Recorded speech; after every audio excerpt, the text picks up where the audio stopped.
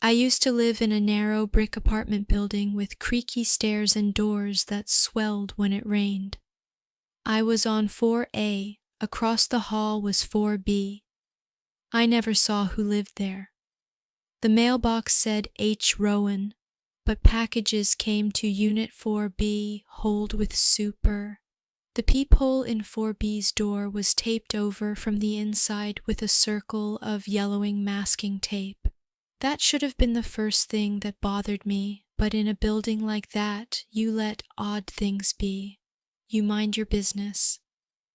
The first time I noticed something truly wrong was a Thursday night in November.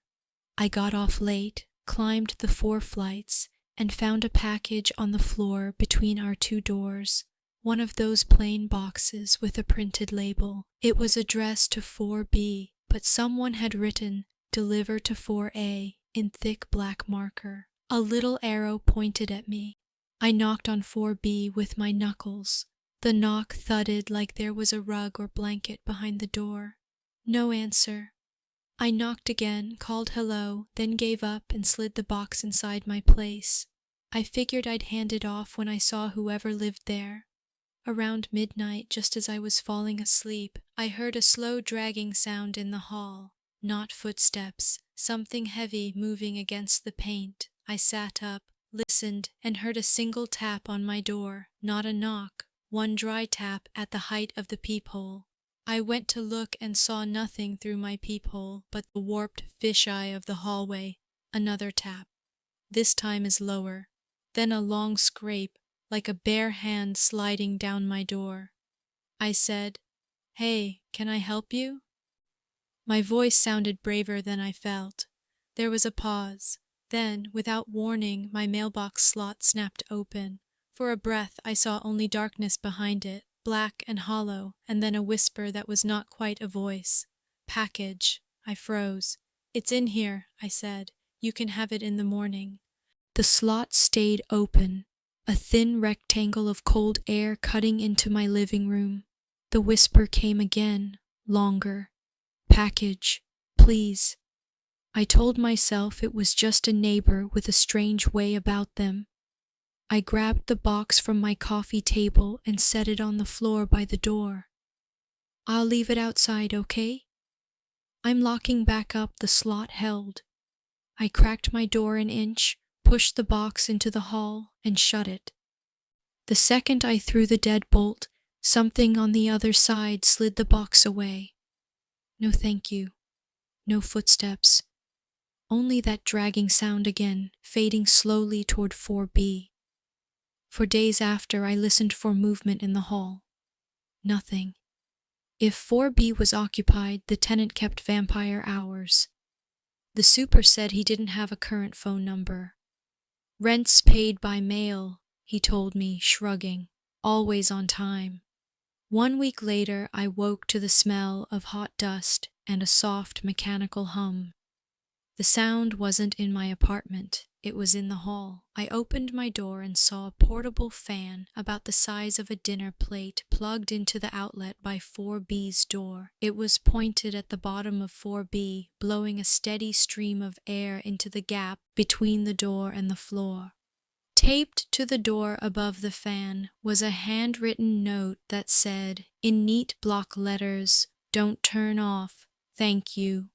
The tape around the peephole had been thickened, as if more layers had been added from the inside. The door frame had fresh scuffs at knee height, like something had been pushed hard against it. I stared at that fan for a long time, wondering what it was drying. Paint? Cleaner? Something spilled? I reached toward the door, then stopped. A smell threaded through the warm air, like old spices or papers that had been stored in a damp box. Not rotten, just wrong. That night I woke again, 2 in the morning, the hour the building settled and the world felt thin. I heard the dragging sound, louder than before, moving from the far end of the hall down toward me. When it reached my door, it stopped. The fan hummed. I held my breath. Then softly, my mailbox slot lifted. Not Working, the whisper said. It sounded drier now, as if it had to scrape the words together. Air. Not enough. Do you need me to call someone? I asked before I could stop myself. Do you need help? The slot fell shut without an answer. For a full minute I stood there, hand against my own door, listening to the fan and my heartbeat.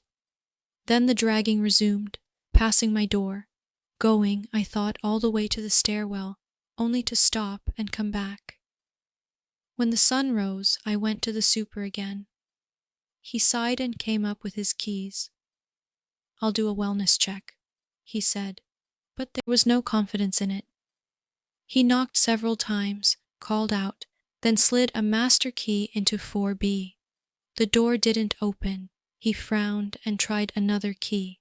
Something inside had been braced against it, he told me. He didn't like to force doors. This tenant, quiet, but pays. He said he would send a message to the landlord. That evening I came home to find the fan gone.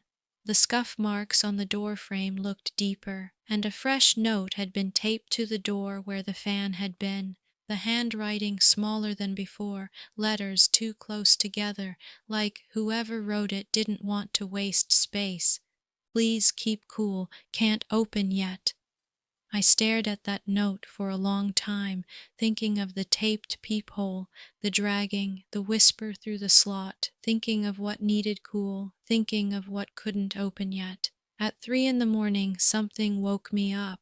A change in the air, a hush that made the skin between my shoulder blades tighten. I realized the hum was gone, no fan. I slid out of bed, crept to my door. Through the peephole I saw only the hall light. I heard nothing at first, then a muffled sound like a heavy bag being lowered to the floor. A shadow moved under my door. My mailbox slot lifted, just a hair.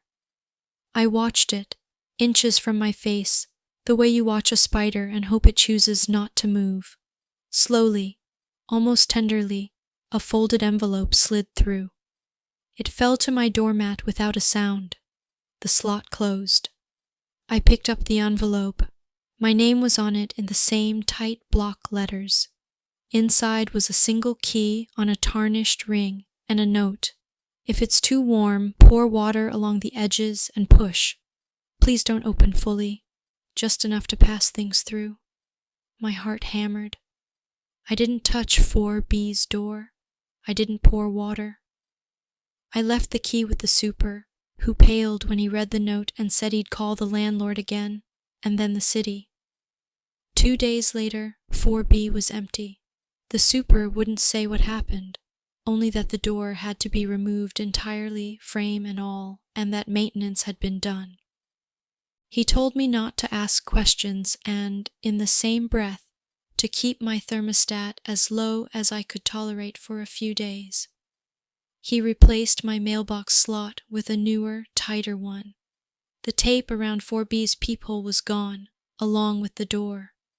At night I sometimes think I hear that dragging sound, faint and far away.